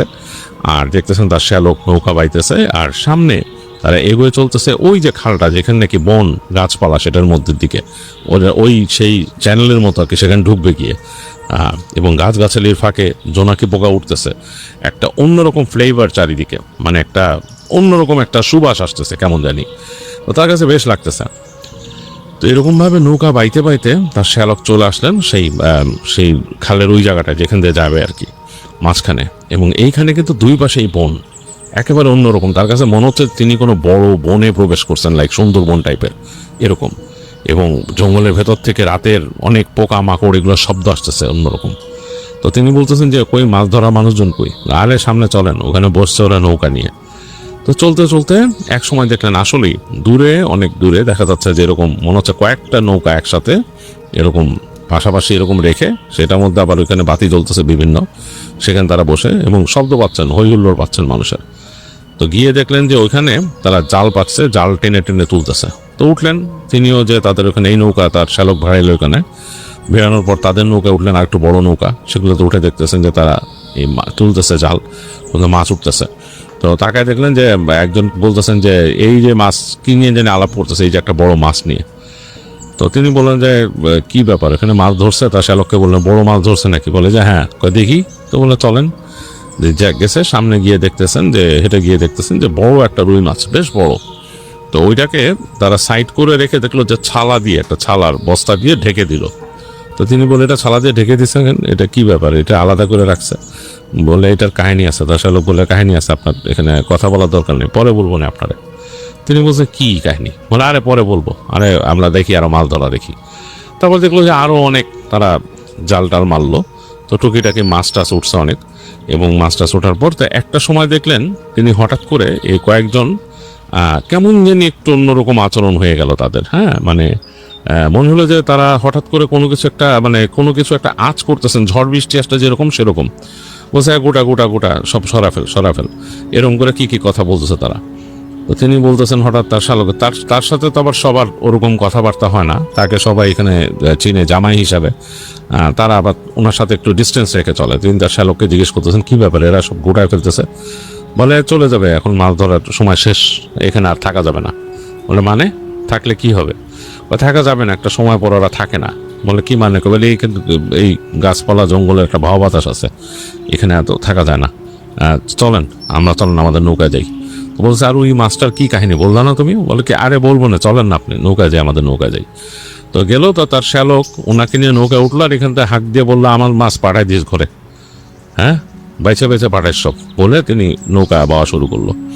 তো বলছে যে মাছ পাইছে, বাসায় গেলে আজকে তো না, কালকে আপনাকে খাওয়ানো হবে এই মাছ, বলে বাইতেছে। তো অন্য কথায় চলে যাচ্ছে, বিভিন্ন গল্প করতেছে ইমনের চাচার সাথে, প্রশ্ন করতেছে। ইমনের চাচাও একটু অন্য মনস্কভাবে জবাব দিচ্ছেন। তার মাথার মধ্যে মানে একটা জিনিস প্রশ্ন, যে ওই মাছটাকে ছালা দিয়ে ঢাকলো কেন, আর এখানে হঠাৎ করে তারা সরে যাচ্ছে কেন? এবং তিনি দেখলেন খুব শীঘ্রই, মানে খুব অল্প সময়, তারা নৌকা বেয়ে একটু সামনে আসার পরই এই যে তারা কয়েকটা নৌকা একসাথে করে যে একটা ইসের মতো বানাইছিল, হাবের মতো, সেগুলো সব মানে খুলে তারা চলে গেল। এক্সট্রা বাতি যেগুলো জ্বালাইছিল সেগুলো বন্ধ করে দিছে, এবং নৌকাগুলো আস্তে আস্তে করে সরে যাচ্ছে এদিক ওদিক, এবং সব এদিকেই যাচ্ছে। তো তারা আস্তে আস্তে, তিনি একদম যখন ঘাটের কাছাকাছি আসছে তখন তিনি জিজ্ঞেস করতেছেন তার শ্যালককে যে তুমি তো আমরা বললা না ওই মাছটার কি ঘটনা, ছালা দিয়ে রাখছে কেন? কারে দুলা ভাই, আপনি শুনলে ভয় পাবেন, এগুলা এর বুবুরে বলবেন, বুবু আমার সাথে ক্যাটক্যাট করবে। বলে কেন, কি হয়েছে বলো? আরে আমি তোমার বুবুরে বলবো কেন, তুমি বলো আমারে বললে কি সমস্যা? বলে এইটা হলো ভোগের মাছ। তো ভোগের মাছ মানে এখানে এই মাছ ধরতে গেলে খালে এখানে ভোগ দেওয়া লাগে আমাদের এই জায়গাটা, নাহলে মাছ ঠিক মতো পাওয়া যায় না, আর যারা জাল ফেলছে সমস্যা হবে তাদের। বলে কি সমস্যা হবে? বলে আরে এখানে ব্যাপার আছে, এখানে জিনিস আছে, ওই জিনিসটা দিতে হয়, উপরে জিনিস। মানে এখানে এক উপরে জিনিস আছে, সেখানে মাছ ধরলে প্রথম যে বড় মাছ ওঠে সেটা তাকে দিতে হয়। তো সাথে সাথে তো ইমনের চাচা খুব ইন্টারেস্টেড হয়ে গেলেন। তিনি বললেন, আরে এটা তো আমার জানা কথা, কেমনে দেয়, কিভাবে দেয়, কখন দেয়, আমি এটা দেখতে চাই। বলো এটা এখনই দিবে। বলে যে আমি যাইতে চাই। আরে মাথা খারাপ নাকি, আপনি যেতে চান? ওই এটা কি দিই নাকি? ও যাবে, ওরা 3-4 জন মিলে যাবে, যে দিয়ে আসবে চুপচাপ, আপনার এখানে যাওয়ার কোনো মানে হয় না। তো ইমনের চাচা বলতেছে, না আমি যাবই, এটা কোনো ব্যাপার না, এই তুমি ঘাটে থাকলে আমারে করা, থামাও, ওদেরকে থামাও, ওরা যখন যাবে। এটা আপনি বিশাল বিপদে ফেললেন, বউ তো আমার সাথে বিশাল সমস্যা করবে, আর আপনি গেলে হবে নাকি? আমি যাবো না, ওরাও নিবেন আপনারে। বলে না গেলে আমি নিজে যাব। কোথায় যায় ওরা? তো বলে আপনি তো বিশাল সমস্যা শুরু করলেন দুলাভাই। বলে মানে সে একটু অস্বস্তিতে পড়ে গেছে তার সেই শালক। তো সে আস্তে আস্তে ঘাটের কাছে এসে বাওয়া বন্ধ করে দিল এবং নৌকাটা আস্তে করে ঘুরে ঘ্যাচ করে সেই যে তাদের ঘাটে ভিড়লো আর কি। তো সেইখানে কুটি ছিল, কুটির সাথে তাড়াতাড়ি নৌকা বেঁধে ফেললো। বেঁধে সে বলতেছে, দুলাভাই আসেন, উঠে আসেন। তো তিনি উঠতে উঠতে দেখতেছেন যে ওই যে ঘাটের সোজা এদিক দিয়ে বেরোলে ওই যে সোজা লম্বা ঘরের সারি, অন্ধকার, ওটা দেখা যাচ্ছে তাদের আলো পড়ে একদম, কিন্তু কেউ নাই, বোঝা যাচ্ছে ঘরে কেউ থাকে না। তো তিনি বলতেছেন, এই ঘরগুলা কিসের? তো তখন তার শ্যালক বলতেছে, এই ঘরগুলো আগের কাচারি ঘর, এখন আর কেউ থাকে না। তিনি বললেন, চাচা বললেন কেন? বলে আরে সে অনেক ইতিহাস, ওখানে কেউ থাকে না, মানে থাকতে পারে না, থাকলে সমস্যা হয়, চলেন চলেন। আপনি বেশি প্রশ্ন করেন, আরে আপনি তো ভালো ভাইডি, আপনি চলেন চলেন, এইগুলো নিয়ে আর কথা বলার দরকার নেই, আসেন। তো তখন ইমনের চাচা একটু অস্বস্তিতে পড়লেন। তিনি বলতেছেন যে তুমি আমার সাথে সবকিছু লুকাইতেছো, ঘটনা কি? বলে আরে শোনেন দুলাভাই, আপনি হলো আমার দুলাভাই, আদরের মানুষ। আপনারা যদি আমি এখন সব খুলে বলি, এগুলো বলি, এখানকার এইসব বলি, বুবু আমার খেয়ে ফেলবে কালকে, বলবে আপনারা ভয় দেখাইছি। বলে না না না, ভয়ের কিছু নাই, তুমি আমার বলো। ইমন চাচা বলছে, বলো। আরে আমি খুব মানে আমার কাছে খুব ভালো লাগে, এগুলা খুব ইন্টারেস্টিং ব্যাপার, বলো। এই ভূত প্রেতের গল্প শুনতে খুব মজা লাগে। বলে এগুলো গল্প না, এগুলো সত্যি কথা আমাদের এখানে, আসেন আপনি চলেন। বলে না না, আমি তো যাবো না, আমি দেখবো যে কি মাছ ভোগ দেয় নাকি দেয়। আরে আপনি পাগল নাকি, আপনি পাগল, আপনি না ভালো ভাইডি, চলেন চলেন চলেন। বলে না না, তুমি আমাকে দেখাবা কি হয়। তিনি ওখানে গোয়ারের মতো দাঁড়ায় আছেন নৌকার, কাজ আসা, আপনি নামেন, নৌকার থেকে নামেন। তো শ্যালক বলছে নৌকার থেকে নামেন। তো তিনি নামলেন, নামার পরে তার শ্যালক বলছে আসেন, হাত ধরে ধরে নিয়ে তাকে দাঁড়া করালো। দুলাভাই শুনেন, আপনার এই ঘরের ঘটনা আমি বলতেছি, এরপর আমরা চলে যাব এখানে, আপনার ওই ভোগ দেওয়ার দেখার দরকার নাই, ওইটা আপনি প্লিজ আমার বললেন না। আমার বুবু তো ধরবেই, আপনার শ্বশুরও আমাকে শেষ করে দিবে কালকে, এগুলা বলার দরকার নেই। তো বলছে যে আরে আমার শ্বশুর কি বলবে, এটা মামার শ্বশুর, সমস্যা করবে না, বলো কোনো সমস্যা নেই। বলে না না, আপনার এই ঘরের কথা বলতেছে শুনেন। এটাও বুবুরে বলেন না, এখানে কাচারি ঘর ছিল আগে, এখানে যারা মেহমান আসতো খাল দিয়ে আসতো, তো এই জায়গায় আসলে ব্যবসা বাণিজ্যের কাজে, ফসল কেনার কাজে অনেকে আসতো এবং রাত হয়ে যেত, থাকতো এখানে। তো এই জায়গাতে এই উপদ্রব শুরু হয় আর কি, ওই যে বললাম না অপদেবতা, তার উপদ্রব শুরু হয় এবং অনেক রকম সমস্যা হইতো মানুষে এখানে ফেলেও দিছে, পানিতে কাদার মধ্যে গেড়ে ফেলছে, এরকম সমস্যা হইতো। এবং এইসব কারণে মানুষ আর ভয় ওখানে থাকতে চাইতো না, কারণ আসতো, ধরেন মানুষটা এক দল বেঁধে আসতো না, ধরেন একজন আসছে ব্যবসায়ী মানুষ, কথা তাকে থাকতে দিছে, রুম ঘর বাড়ি সব গোছানো, ভিতরে ঘরটা সব সুন্দর করে গোছানো, কিন্তু এমন ভয় পাইছে বা তারা এমন কিছু করছে, এই মানে তখন আর ভয়ই করতো না। এখানে একজন ছিল, তারে এক থাবড় দিয়ে তার ঘাড় ভেঙে দিছিল এইখানে। তো এর জন্য মানুষ আর ভয় এখানে থাকে না, ওইটা পরে এখন পড়ে গেছে আর কি ঠিক করা হয়নি। তো তখন শুনলেন, ইমনের চাচা শুনলেন, শুনে বললেন যে আসলে এরকম হয়? বলে আরে হয়, অনেক কিছু হয়, এখন চলেন আপনি। তো তিনি হাঁটা ধরলেন তার শ্যালকের সাথে, হেঁটে হেঁটে সামনে যাচ্ছেন। যেতে যেতে ওই দেখলেন হাতের বাঁ দিকে সেই যে গাছগাছালি ঘেরা বেল গাছ আছে, অনেকগুলো দিন দেখছিলেন সেই জায়গাটা। তো তিনি অনেকক্ষণ দিকে তাকায় থাকলেন, তিনি বুঝলেন যে তার শ্যালকের চাহনিতে যে ওদিক দিয়েই হচ্ছে সেই ভোগ দেওয়ার জায়গা আর কি। তো তার শ্যালক সোজা তাকে নিয়ে হেঁটে যাচ্ছে। তো অনেক দূর চলে আসছেন, মাঝামাঝি চলে আসছে রাস্তা। তিনি তখন তার শ্যালককে বললেন, আচ্ছা এখন তাহলে তুমি চলে যাও, আমি ঘরে যাই, তোমার আর আসার দরকার নেই কষ্ট করে। শ্যালক বলছে আরে না, কি বলেন, বউ বলছে আপনারে নিয়ে যেতে, আবার নিয়ে আসতে, একদম সুন্দর করে ফিরাই দিয়ে যেতে। বলে আরে আমি তো যাইতেছি ঘরে, তুমি যাও তো, আর কি আমি কি বাচ্চা পোলাপাইন নাকি, যাও, বলে বিদায় দেয়। তো বিদায় দেওয়ার পর তার শ্যালক অনিচ্ছা সত্ত্বেও মনে হলো যে এরকম তার কাছ থেকে বিদায় নিয়ে বলে, আচ্ছা কালকে দেখা হচ্ছে আপনার সাথে সকালবেলা, বাসায় যে সুন্দর করে ঘুম দেন, হ্যাঁ, এই সে বলে টলে বিদায় নিয়ে তার শালা হেঁটে গেল সামনে। তো তিনিও হাঁটা ধরলেন ঘরের দিকে। তিনি কিন্তু আসলে তার শ্যালককে দেখাচ্ছেন ইমনের চাচা, তার খুব দেখার ইচ্ছা আসলে কি ভোগ দেয়, ঘটনাটা কি ঘটে এখানে। তো তিনি সামনে গিয়েই বেশ খানিকটা হেঁটে আস্তে করে তিনি এক সাইডে সরে গেলেন, যে এই পাশে যে ঘরগুলা বলছিল যে ওখানে ঘর বন্ধ করে দেওয়া বলছিল, যে তার সীসা লোক আগে যে ওখানে ও কাচারি ঘর ওখানে বন্ধ করে দিচ্ছে, ওইটার ছায়ার মধ্যে তিনি আস্তে করে হেঁটে সরে গেলেন। তো দেখতেছেন যে তার শ্যালক অনেক দূর হেঁটে যাচ্ছে, তিনি এখান থেকে দেখতে পাচ্ছেন ছাদের আলোতে মোটামুটি ভালোই দেখা যাচ্ছে তাকে। তো একটা সময় দেখা গেলো ছোট হয়ে গেছে, তো তিনিও সরে গেছেন, তার শ্যালকও আর পেছন ফিরে তাকায় নেই। তার শ্যালক সম্ভবত এইদিকে পেছন ফিরে তাকাতে ভয় পায় বা সামথিং। তো তিনি অনেকক্ষণ চুপচাপ ওই কাচারি ঘরের ছায়ায় দাঁড়ায় থাকলেন, মানে চুপচাপ। তার খুব ইচ্ছা করতেছিল, চেষ্টা পাইতেছিল একটা সিগারেট খাওয়ার, ধূমপান করার, কিন্তু তিনি তার কাছে যেহেতু নাই, তিনি সেটা পারতেছেন না, অস্বস্তি লাগতেছে, এবং এই জায়গাতে মানে মশা কামড়াচ্ছে মাঝে মাঝে এসে। তো তিনি অনেকক্ষণ ওয়েট করতেছেন তার শ্যালক যখন ওখান থেকে মানে দেখা না যায় আর কি। অনেকক্ষণ পর তিনি দেখলেন যে তার শ্যালককে আর দেখা যাচ্ছে না, মানে পুরা উঠানটা খা খা করতেছে। তিনি চিন্তা করলেন আবার তিনি হেঁটে যাবেন সেই নদীর পাড়ে, ওখানে কি হয় তারা কি করে এটা তিনি দেখবেন। তো চিন্তা করলেন যে আমি যদি সোজাসুজি হেঁটে চলে যাই উঠান ধরে, খোলা উঠান তো বিশাল বড়, তাহলে আমার একদম দূর থেকে তারা দেখবে, এবং দেখে সম্ভবত তারা যা করতে চাচ্ছে হয়তো আমাকে দেখে নাও করতে পারে। তো তিনি কি করলেন, বাঁ দিক ধরে হাঁটা ধরলেন। তো বাঁ দিকে যেটা ছিল তাদের এখানে একটা গোয়াল ঘর ছিল, সেই গোয়াল ঘরের পাশ দিয়ে তিনি হাঁটা ধরলেন। ওই জায়গাটা এই চাঁদের আলো পড়ে গোয়াল ঘরের একটা ছায়া পড়ছে, ওই ছায়া ধরে তিনি হাঁটলেন। হাঁটতে হাঁটতে সামনে দেখলেন যে এখানে গোয়াল ঘর শেষ, এই জায়গায় গাছপালা আছে বেশ, এবং বেশ ঘন। ওইটার পাশ দিয়ে তিনি বা ধরে হাঁটছেন, এবং চাঁদের আলো কিন্তু এই গাছগাছালিতে অনেকটা ব্লক হয়ে যাচ্ছে, আর তিনি হেঁটে হেঁটে যাচ্ছেন। তার মোটামুটি ভালো সাহস, ইমনের চাচার অনেক সাহস ছিল, তিনি এগুলো ভয় পেতেন না, রাতের বেলা কি হতেছে ভূত প্রেত এগুলো ভয় পেতেন না। আর ওই যে বললাম যে তিনি তো প্র্যাকটিস করতেন শহরে, তো সুতরাং তার এগুলো নিয়ে এসব টেনশন নাই। হাঁটতে হাঁটতে তিনি কাছায় আসছেন এক সময়, ওই যে খালের সেই ঘাটের কাছে। তো এই জায়গায় এসে এক জায়গায় সেই গাছপালা ফিকে হয়ে গেছে, তিনি যেই পাশ ধরে হাঁটতেছেন তার সোজা গিয়েই কিন্তু ওই যে ঘরগুলা শুরু, যে পুরানো কাছারি ঘরগুলা শুরু। তো তিনি ওই ঘরের কাছাকাছি আসতেই তিনি থেমে দাঁড়ালেন, এখান থেকে ঘাটটা দেখা যাচ্ছে। তিনি কণ্ঠ শুনতেছেন মানুষের, কয়েকজনের কণ্ঠ। এর মাঝে তিনি দেখতে পেলেন যে তার শ্যালকও দাঁড়ায় আছে এখানে, কথা বলছে তাদের সাথে। দেখলেন যে 3 জন মানুষ নেমে আসলো, এবং 2 জনের হাতে ওই যে মাছটা ধরা এরকম।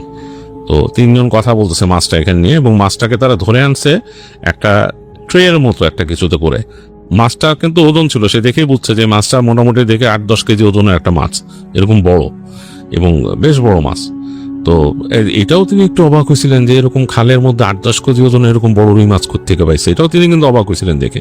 যাই হোক, তো 2 জন এরকম বয়ে নিয়ে যাচ্ছে, একজন পাশে দাঁড়ানো, তার শ্যালক তাদের সাথে কথাবার্তা বলে তার শ্যালককে বলতেছে যাওয়ার জন্য। তার শ্যালক বলছে না না আমি যাব না, যান আপনারা, যান আমি জায়গা বলে আমি জায়গা। তো তারা বলতেছে থাকতে, তিনি তার শ্যালক বলছে না আমি থাকবো না। বলে তার শ্যালক বললো যে এই যে এইখানে রেখে গেলাম, এই হারিকেনটা রেখে গেলাম এই জায়গায়, আপনারা আইসা আবার নিয়ে যান। বলে একটা হারিকেন সে ওই পাশে মাটিতে রেখে দেখলো তার শ্যালক হাঁটা দিছে ওদিকে। তো হেঁটে হেঁটে চলে যাচ্ছে, সে দেখতেছে তার শ্যালক তাদের ঘর মনে সোজা গিয়ে ওই যে নতুন কাচারি ঘরের সাইড দিয়ে যেতে হয় কোথাও, ওদিকে হেঁটে চলে যাচ্ছে। আবার একটু শীষও দিল তার শ্যালক, শীষ দিতে যাচ্ছে। তিনি কিন্তু চুপচাপ ছায়ার মধ্যে দাঁড়ায় দেখতেছেন যে শ্যালক চলে যাওয়া, কারণ শ্যালক দেখে ফেললে তো সমস্যা থাকে। যখন শ্যালক চলে গেল, তিনি আস্তে করে হেঁটে চলে গেলেন সেই হ্যারিকেনটার কাছে। হ্যারিকেনটা নিলেন, কারণ অন্ধকারে এই সামনে যে বেলের গাছপালা সেখানে কিন্তু মানে অন্ধকার, বেশ অন্ধকার, কারণ চাঁদের আলো পড়ে ওইখানে আলো আধারি সৃষ্টি হয়েছে। আর এরা 2 জন যে মাছ নিয়ে হেঁটে গেছে তাদের কাছে কিন্তু আরেকটা হ্যারিকেন আছে তিনি দেখছেন। তো সুতরাং তিনি বুঝতে পারছেন এখানে হ্যারিকেন ছাড়া হাঁটতে পারবেন না। তো উনি যে শ্যালক যে হ্যারিকেনটা রেখে গেছে ওইটাকে তিনি তুলে নিলেন, সেটা মোটামুটি ডিম করা ছিল। ওই অবস্থায় তিনি নিয়ে ওদের পিছে পিছে হাঁটা ধরলেন। তো হেঁটে হেঁটে যাচ্ছেন, ওরা কিন্তু ততক্ষণ অনেক দূরে এগিয়ে গেছে। তিনি কিন্তু তাদের চলাফেরার শব্দ আর নিজেদের মধ্যে একটু কথাবার্তা শব্দ পাচ্ছেন, কিন্তু তিনি তাদের দেখতেছেন না। তো তিনি চিন্তা করলেন আবার তাকে হ্যারিকেন নিয়ে আসতে দেখলে কিছু বলে কিনা, যদি দেখে ফেলে। তো তিনি চিন্তা করলেন যে তাকে দেখে রেখে যদি প্রশ্নই করে তিনি বলবেন যে আমি বাড়ির জামাই দেখতে আসছি, এটা বলে দিবেন আর কি। এরকম চিন্তা করে তিনি তারপরও চেষ্টা করলেন যে আমি একটু লুকাই থাকি। হ্যারিকেনটা তিনি কমায় দিয়ে হেঁটে হেঁটে যাচ্ছেন। হেঁটে হেঁটে যাচ্ছেন, অনেকক্ষণ পর তিনি পেছনের মানুষটাকে দেখতে পাইছেন। যেহেতু তারা 3 জন, সামনে একজন হ্যারিকেন নিয়ে আসে আর পেছনে 2 জন ওই মাছটাকে বয়ে নিয়ে আসতেছে। তো তিনি পেছনের জনকে দেখতে পাইছেন। দেখতে পাওয়ার পর তিনি দেখলেন যে সামনের আলো হালকা ভাবে পড়ছে তাদের পর্যন্ত। তো তিনি সাথে সাথে তার হ্যারিকেনটা আস্তে করে বন্ধ করে দিলেন। তখন চিন্তা করলেন যে তাকে আলো সহ দেখলে সমস্যা, দরকার নেই দেখার। তো তিনি তার হ্যারিকেনটা বন্ধ করে দিয়ে তিনি হেঁটে হেঁটে যাচ্ছেন। তো হাঁটতে হাঁটতে তাদের পিছনে, তাদের আলোতেই, মানে তারা যেই পথ দিয়ে গেছে সেই পথ ধরেই তিনি হাঁটতেছেন। পিছনের লোকটাকে তিনি দেখতে পাচ্ছেন হ্যারিকেনের আলোয়, তাদের হ্যারিকেনের আলোয়। তো হাঁটতে হাঁটতে একদম চলে আসলেন একটা জায়গায়। তিনি দেখতেছেন যে চারিপাশে বেল গাছ, শুধু অনেক বেল গাছ। তিনি বুঝলেন এত বেল গাছ কারা লাগাইছে এখানে, মানে অবশ্যই এখানে হয়তো প্ল্যান ওয়েতেই এখানে গাছ লাগানো হয়েছে, অনেক বেল গাছ। এগুলোর মধ্যে কেমন যেন একটু কিম্ভূত কিমগাল লাগে বেল গাছগুলোরে। এবং চাঁদের আলো উপরে যে পড়ছে সেখান থেকে মানে অনেকগুলোতে বেল ধরে আছে, কেমন যেন লাগতেছে, মানে ভয় ভয় লাগতেছে আর কি, মানে গা শিরশির করা একটা অনুভূতি। যদিও তিনি ওই যে বললাম যে খুব একটা এইসব জিনিসে মানে দেন না, অ্যাটেনশন দেন না, বাট তার কাছেও ভয় ভয় লাগতেছে। আর এই রাতের বেলা পরিবেশটা অন্যরকম হয়ে গেছে, রাতের এই গাছগাছালির মধ্যে দিয়ে শব্দ। হাঁটতে হাঁটতে দেখলো যে তারা সামনে গিয়ে একটা বেশ অন্ধকার ঝাঁকড়া জায়গাটা তিনি দেখতেছেন। তো এখান থেকে বুঝলেন যে বড় কোনো গাছ, এবং এই গাছের পাতা এমন ভাবে ছেয়ে গেছে যে মানে আকাশ পর্যন্ত দেখা যাচ্ছে না, এখানে অন্ধকার হয়ে আছে, মনে হচ্ছে একটা গাছের পাতা দিয়ে ছাদ তৈরি হয়েছে, এবং এর ফাঁক ফোকর গুলো হালকা চাঁদের আলো নিচে পড়তেছে, অন্যরকম একটা পরিবেশ। সামনে যে লোকটা হ্যারিকেন নিয়ে গেছে তার আলোতে ও জায়গাটা এখন ভৌতিক মনে হইতেছে। তো দেখলো যে ওই লোকটা হেঁটে চলে গেল গাছের কাছে, সামনে যে একদম, আর পিছনে দুইজন খুব আস্তে আস্তে হেঁটে হেঁটে যাচ্ছে। তো তিনি এখান থেকেই তাদের মুভমেন্ট দেখে বুঝতে পারতেছেন যে তারা তিনজনই বেশ ভয়ে আছে, তিনি বুঝতে পারছেন। তো তিনি আস্তে করে একটা সাইড হয়ে গেলেন, একটা বেল গাছের আড়ালে দাঁড়ায় পড়লেন অন্ধকারের মধ্যে, এবং দেখতেছেন যে তারা কি করে। দেখলেন যে হেঁটে হেঁটে তারা একদম সোজা চলে গেলেন। তো সামনের জন দাঁড়ায় নিজেদের সাথে কি কথা বলে, দুইজন এগিয়ে গেলেন যাদের হাতে মাছটা, ওইখানে রেখে তিনজনে দ্রুত মানে একদম ব্যাক করে, মনে হলো যে একজনের পর একজন পড়িমড়ি করে ফেরত যাচ্ছে, খুব দ্রুত হেঁটে ওখান থেকে চলে যাচ্ছে, এবং ওনার পাশ দিয়ে পাস করে গেছে তিনজনই। তিনি বুঝলেন চলে গেল। তো তখন ইমনের চাচা মনে করলেন যে আমিও চলে যাই, মানে আর কি দেখার আছে এখানে, এখন তো অন্ধকার, তারা চলে গেছে মানে আলো নাই, তার হ্যারিকেন কিন্তু নিভানো। যদিও তার কাছে একটা ম্যাচেস আছে, সিগারেট না থাকলেও, যেহেতু তিনি ধূমপাই। তো তিনি চিন্তা করলেন যে সমস্যায় পড়লে এটা জ্বালান যাবে, কিন্তু আমি এখানে দাঁড়ায় থেকে কি করব। পরবর্তীতে চিন্তা করলেন তিনি যে আমি তাহলে এখানে আসলাম কেন, কি দেখতে আসলাম, মানে তারা যেহেতু ভোগ দিতে আসছে, বাকি জিনিসটা আমার দেখা দরকার, আসলে ঘটে কি এখানে। এই চিন্তা করে তার মাথার মধ্যে কিউরিয়াসিটি বেশ ভালোভাবে পেয়ে বসলো তাকে। তিনি আস্তে আস্তে হেঁটে আরো সামনে যাওয়া শুরু করলেন।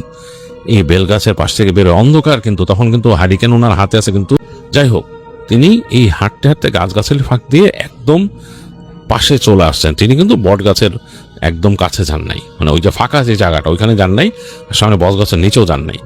এখান থেকে দেখা যাচ্ছে বট গাছটা পার হয়ে বেশ খানিকটা পরে মানে এই দেখা যাচ্ছে, ওই যে খালের অংশ দেখা যাচ্ছে, এবং ফাঁকা, ওখানে চাঁদের আলো আছে। তো তিনি কিছুক্ষণ ওখানে থাকলেন, থেকে চিন্তা করলেন যে না, বেশিক্ষণ থাকা আবার ঠিক হবে না, আবার তার স্ত্রীও ভয় পাবে তিনি এতক্ষণ আসতেছে না দেখে। তিনি চিন্তা করতে করতে চিন্তা করলেন যে আমি কি ব্যাক করে চলে যাবো, এরকম ভাবতেছেন। তার সময়ও বয়ে যাচ্ছে অনেকক্ষণ, এবং এই যে অন্ধকারের মধ্যে বসে আছেন, মশাও কামড়াচ্ছে তাকে। অনেকক্ষণ পর তিনি শব্দ পেলেন পানির মধ্যে, মানে বেশ আলোড়ন একটা, ওই পাশে মানে বট গাছের ওই পাশে পানিতে একটা আলোড়ন, বুঝতে পারলেন যে পানির মধ্যে আলোড়ন হচ্ছে। এবং তিনি এখান থেকে দেখতে পাচ্ছেন, যেহেতু ওই জায়গায় আলো আছে, পানির উপরে চাঁদের আলো, দেখতে পাচ্ছেন যে পানি বেশ বড় বড় রিপল উঠতেছে, ঢেউ এরকম এরকম যাচ্ছে, এবং ফস ফস ফস, মানে কোনো মানুষ যদি এরকম মানে সাঁতরায় আসে যেরকম শব্দ, সেরকম একটা শব্দ হচ্ছে। তো তিনি ভাবতেছেন পানি দিয়ে সাঁতরায় কেউ আসতেছে, কে আসতেছে। খুব আগ্রহ নিয়ে তিনি আসেন গাছের ফাঁকের মধ্যে চুপচাপ বসে দেখতেছেন, মানে একটা গাছের এরকম ঝাঁকড়া গাছ ছিল ওটার পাশে বসে দেখতেছেন আস্তে আস্তে উকি দিয়ে। একটু পর তিনি খেয়াল করলেন যে কেউ একজন উঠে আসছে পারে, এবং তার উঠে আসার শব্দ পাচ্ছেন তিনি ওই ইসের মধ্যে, মাটির মধ্যে যে এরকম মানে পা ফেলে ফেলে যেরকম থপ থপ করে আসে সেরকম। তো তিনি খুব আগ্রহ নিয়ে তাকায় আসেন এদিকে। হঠাৎ তিনি দেখলেন একটা অবয়বটা কেমন, একটা মানুষের মতো অবয়ব। মানুষ যদি হামাগুড়ি দিয়ে আসে যেরকম হবে সেরকম, কিন্তু মানুষ বেশ বড় মানুষ, মানে বেশ বড় শরীরের মানুষ। এই মানুষটা কত ফিট লম্বা হবে তিনি জানেন না, বাট হামাগুড়ি দিয়ে যদি আসে সেরকম হাতগুলো লম্বা লম্বা একটা অবয়ব। তো যখন নাকি এই বট গাছের পাতার ছায়া ঢুকে যাচ্ছে, এই ফাঁকে তিনি আলোতে এক নজর দেখলেন, মনে হলো টাক মাথা মানুষ, মাথায় চুল নাই, বাকি চুলগুলো সাদা হবে, একদম গ্রে কালারের, মাঝখানটা একদম ফাঁকা, এবং চুল যেগুলো আছে সেগুলো মনে হচ্ছে ফিনফিনা, মানে খুব একটা না, মানে মানে পড়ে যাওয়ার মতো এরকম অবস্থা। বেশ বৃদ্ধ মানুষ যদি হয় সেরকম ফিনফিনা, এরকম মানে বাতাস লাগলে উঠতেছে এরকম আর কি, হালকা বাতাস উঠতেছে এরকম আর কি, ফিনফিনা। এবং যেই অংশে চুল নাই ওই জায়গাটা চকচক করতেছে চাঁদের আলো পড়ে। এটা কয়েক সেকেন্ডের জন্য তিনি দেখলেন, এবং তারপর দেখলেন মনে হলো খুব জোরে হামাগুড়ি দিল ওইটা। হঠাৎ করে এসে তিনি একদম বুঝলেন যে ওই জায়গায় মাছ রাখা আছে, তিনি বুঝছেন যে ওই জায়গায় মাছটা রাখছে। ওই মাছের উপর এসে হস করে বসলো, মানে পড়লো এরকম, দুই হাত দিয়ে মনে হয় মাছটাকে ধরে, মানে একটা ছটফটে শব্দ তৈরি হইলো। মানে পাতা পড়ে আছে তো পাতার উপরে ওনার ফটফট করে মানে টানাটানি করলো, মানে যদি এরকম টানা হেঁচড়া করে যেরকম শব্দ, খুব দ্রুত সেরকম। তারপর তিনি এখান থেকে শব্দ পাচ্ছেন, কড়াস কস কড়াস এরকম একটা শব্দ পাচ্ছেন। মানে তিনি বুঝতে পারতেছেন না কি ঘটতেছে, বাট তার ধারণা হইলো যে কিছু একটা। তারপর তিনি বুঝলেন যে মাছটাকে টেনে সরায় নিছে ওই জিনিসটা। একটু পরে দেখলেন মাছটাকে টেনে ওই যে বট গাছের ওইদিকে ফাঁকা জায়গাটায় নিয়ে আসছে, যেখানে হালকা চাঁদের আলো আছে। তো এই হালকা আলোতে তিনি দেখতেছেন ওই জিনিসটা মাছটাকে, এরকম 8-10 কেজি উঁচা বড় মাছটাকে টেনে তুলে কামড়ায় ছিঁড়ে নিতেছে একদম, এবং তার মুখের এই পাশে ওই পাশে কষাবে এই রক্ত নেমে যাচ্ছে এরকম অবস্থা, এবং চাঁদের আলো পড়ছে। বিভৎস একটা দৃশ্য। ওইটা এরকম কয়েকবার ছিঁড়ে, মানে ওইটা মানে প্রচন্ড ক্ষুধার্ত সেই জিনিসটা। এরকম কয়েকবার করার পর হঠাৎ করে তার চোখ পড়লো, মনে হলো এই ঝোপের দিকে যেখানে তিনি আছেন, মানে গাছটার ফাঁকে। মনে হলো ওইখান থেকে পুরো দেখে